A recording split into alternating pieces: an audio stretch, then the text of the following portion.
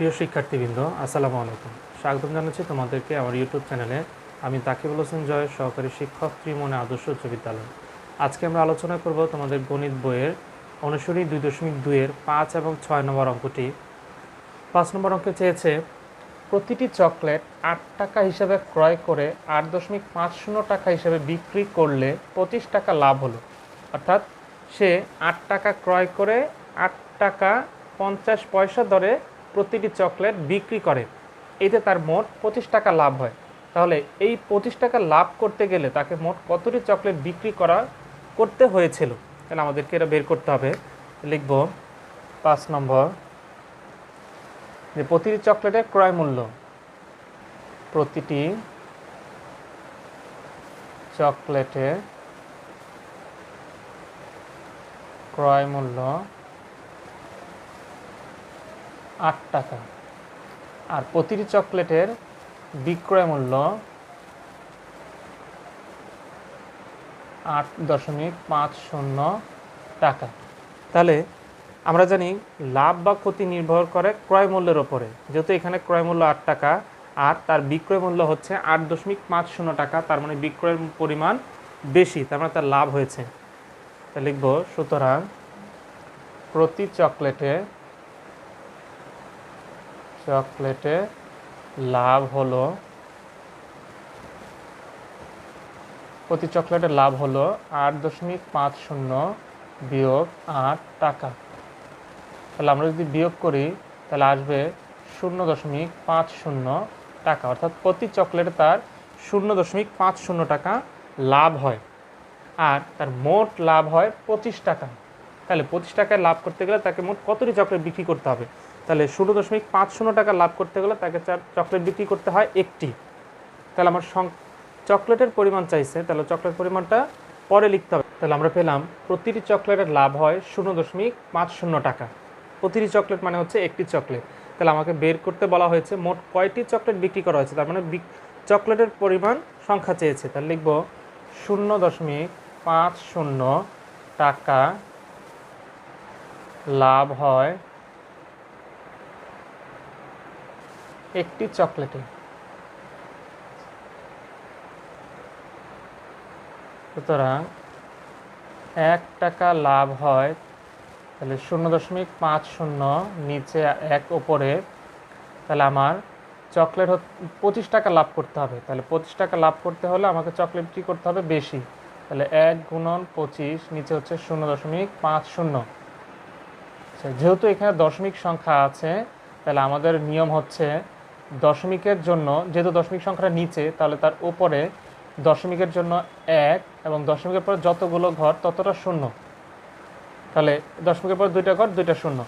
এবার 50 দিয়ে যদি 25কে 100কে ভাগ করি তাহলে 50 দুগুণে 100 আর উপরে রইল 1 গুণন 25 গুণ 2, তাহলে 25 দুগুণে 50টি চকলেট। তার মানে তাকে যদি 50টি চকলেট সে বিক্রি করতে পারে তাহলে তার লাভ হবে 25 টাকা। তাহলে উত্তর 50টি।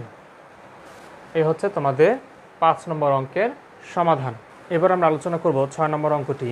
6 নম্বর অঙ্কে চেয়েছে প্রতি মিটার মানে 1 মিটার কাপড় 125 টাকার দরে ক্রয় করে 150 টাকা দরে বিক্রি করলে দোকানদারের 2000 টাকা লাভ হয়। মোট কত মিটার কাপড় সে ক্রয় করেছিল? এই যে 2000 টাকা তার লাভ হয়েছে, এই 2000 টাকা লাভ করতে তার মোট কতটুকু কাপড় ক্রয় করে বিক্রি করতে হয়েছিল? তাহলে আমরা যদি খেয়াল করি কাপড়ের ক্রয় মূল্য হচ্ছে 125 টাকা প্রতি মিটার দর, আর 150 টাকা দরে সে প্রতি মিটার বা কাপড় বিক্রি করেছে, এটা তার লাভ হয়েছে। লিখব 6 নাম্বার কাপড়ের ক্রয় মূল্য,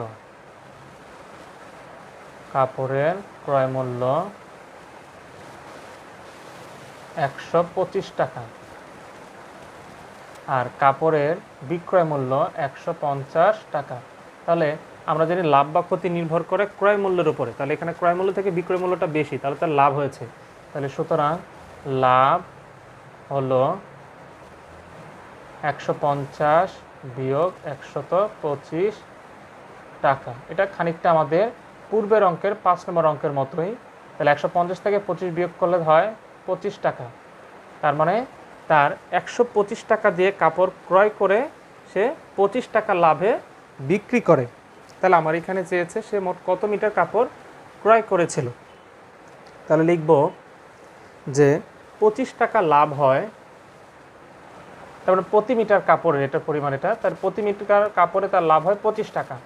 লিখব 25 টাকা লাভ হয় প্রতি মিটার, মানে হচ্ছে 1 মিটার কাপড়ে, 1 মিটার কাপড়ে। তাহলে সুতরাং 1 টাকা লাভ হয়, তখন কাপড় কম বিক্রি করতে হবে 1 টাকা লাভ করতে হলে, তাহলে 25 নিচে ওপরে 1। এবার তার মোট লাভের পরিমাণ হচ্ছে 2000 টাকা, তাহলে 2000 টাকা লাভ করতে হলে তাকে বেশি কাপড় বিক্রি করতে হবে, তাহলে 1 গুণন 2000 নিচে 25। তাহলে আমরা যদি এবার কাটাকাটি করি, আমরা জানি 8 25-এ 200,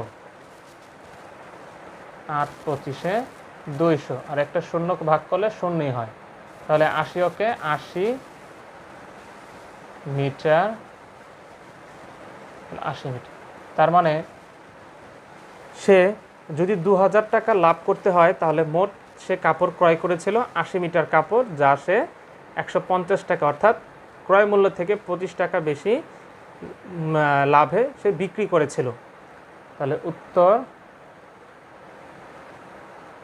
80 মিটার।